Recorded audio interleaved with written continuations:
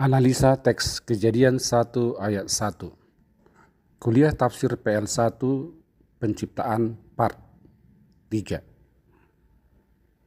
Sebelum lanjut, jangan lupa di subscribe ya, supaya tetap semangat melanjutkannya. Studi penciptaan menurut kitab Kejadian. Kejadian 1 ayat 1. Dalam bahasa Ibrani bunyinya sebagai berikut. Bereshit bara Elohim et hasa semayim wa et haaretz. Kata pertama sekali adalah kata bereshit. Terdiri dari dua kata, yaitu bet dan reshit. Dalam bahasa Ibrani adalah bet sebagai preposisi yang berarti di, dalam, dan di dalam. Sementara reshit adalah merupakan kata benda dan arti dasarnya masa, kala, awal, mula. Penggabungan preposisi bet pada kata reshit menjadi bereshit, maka bet memperjelas keberadaan kata reshit, yaitu menunjuk pada satu waktu atau ada masa yang tak terbatas. Pada kedua kata itu, betlah yang memberi keterangan pada reshit, adanya waktu yang tak terbatas itu. Jadi kata bereshit diartikan dimulanya. Ini menjelaskan adanya satu masa atau waktu yang sedang dibicarakan dan posisi waktunya tidak ditentukan. Namun waktu itu ada sebelum segala sesuatu telah ada diciptakan. Selanjutnya kata bara. Makna dasarnya cipta atau karya. Dalam Beowulf versi 6, kata bara adalah merupakan kata kerja perfect orang ketiga tunggal maskulin sehingga dapat diartikan sesuai kata kerja yang dimaksud. Dia telah menciptakan. Melihat dijadikan kata bara sebagai kata kerja pada orang ketiga tunggal dikenali dari vokal yang dikenakan. Apabila dirujuk pada tata bahasa Ibrani, bara bukan kata kerja perfect, namun vokal yang digunakan pada konsonan pertama dan kedua adalah vokal panjang dan seharusnya adalah kata benda atau kata dasar. Kata bara digunakan hanya ada 5 kali saja, seperti dalam pasal 1 ayat 1, pasal 1 ayat 27, 2 kali disebutkan dalam Kejadian 2 ayat 3, dan yang terakhir dalam Kejadian 5 ayat 1. Para masyoret memberi vokal pada kedua suku kata bara adalah vokal kames tambah kames. Maksudnya vokal pertama kames, vokal kedua kames. Dan biasanya ciri tersebut dikenakan pada kata benda. Dalam buku-buku tafsir seringkali kata bara yang mendapatkan vokal pertama dan kedua kames disebutkan sebagai kata kerja tindakan masa lampau yang dikenal dengan kal perfect.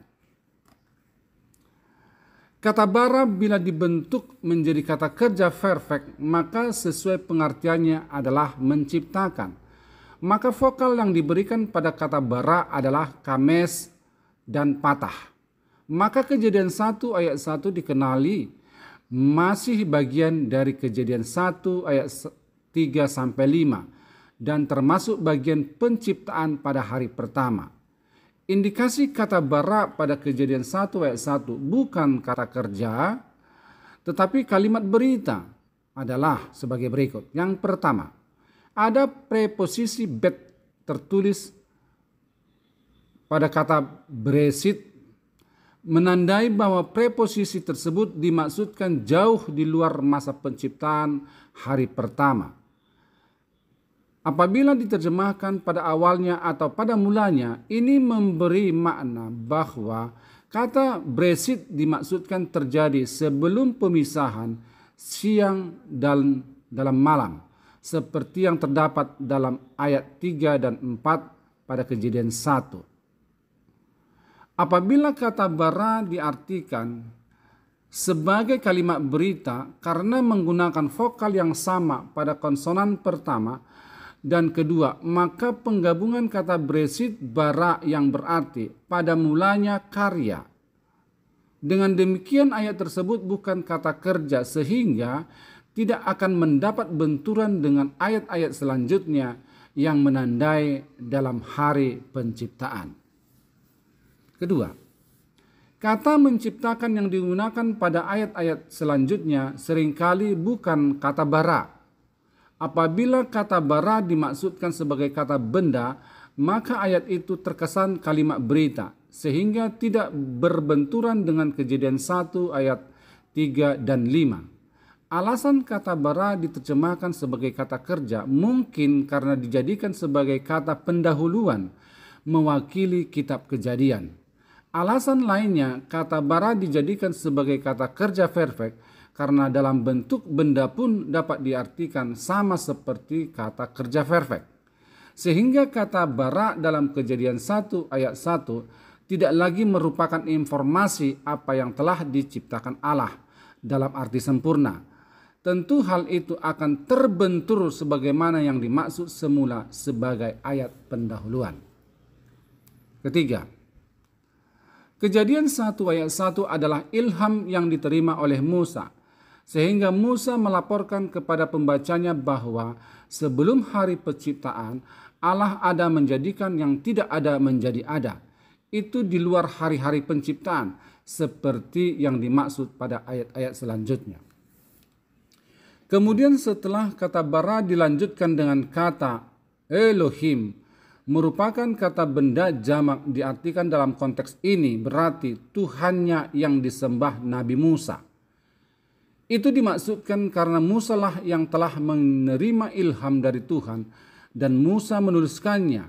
Jadi bila digabungkan kata yang telah dibahas seperti yang terdapat dalam Kejadian 1 ayat 1, Breshit bara dalam bentuk benda, maka kata tersebut dapat diartikan di awalnya karya Tuhan yang disembah oleh Musa ... atau pada mulanya karya Tuhan yang disembah Nabi Musa ... Pengertian kata pada mulanya karya Tuhan berbicara mewakili seluruh apa yang terjadi pertama sekali yang pernah dilakukan Tuhan dalam karyanya di luar masa penciptaan. Hal ini yang menjadi konsentrasi adalah kata bara. Artinya kata tersebut harus dibedakan dengan ciptaan lainnya. Makna kata pada mulanya ini berbeda dengan kata hari pertama seperti yang terdapat pada pasal ayat yang kelima. Dan Tuhan menamai terang itu siang dan gelap itu malam. Jadilah petang dan jadilah pagi. Itulah hari pertama. Kejadian 1 ayat 5. Seperti telah dibahas di atas bahwa kata pada mulanya digunakan dengan kata Breshit. Sedangkan kata hari pertama digunakan dengan kata Yom Ehad yang berarti pertama. Jadi kata bara yang terdapat dalam Kejadian 1 ayat 1 mengandung satu kreasi, sedangkan dalam ayat-ayat lainnya seperti pada Kejadian 1 ayat 5 digunakan dengan kata Yehi adalah ucapan, perkataan atau firman. Kemudian kata Hasa Semaim dari akar kata Syamaim. Dalam perjanjian lama yang menggunakan bahasa Ibrani, Samayim ada dituliskan atau ada terdapat 236 kali dalam ayat.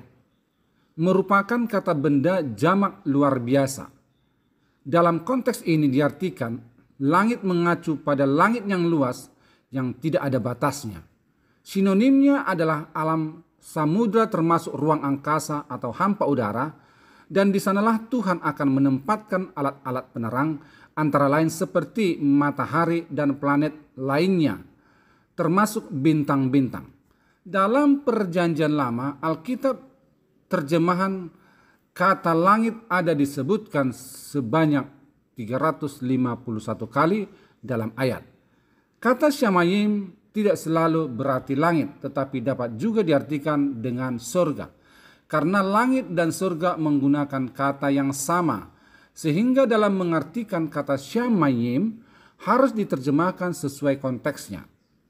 Dalam Alkitab terjemahan, kata langit ada digunakan sebanyak 351 kali dalam ayat, sedangkan surga ada digunakan sebanyak 95 kali dalam ayat.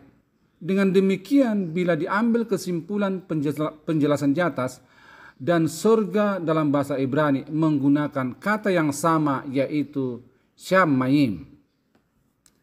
Dalam konteks ini, Shamayim bukanlah yang dimaksud surga, tetapi seperti yang telah dijelaskan di atas, bahwa Shamayim adalah langit yang luas yang tidak ada batasnya.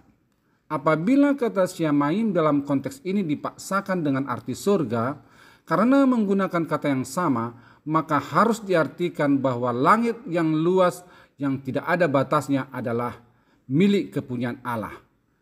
Langit adalah tahtaku dan bumi adalah tumpuan kakiku.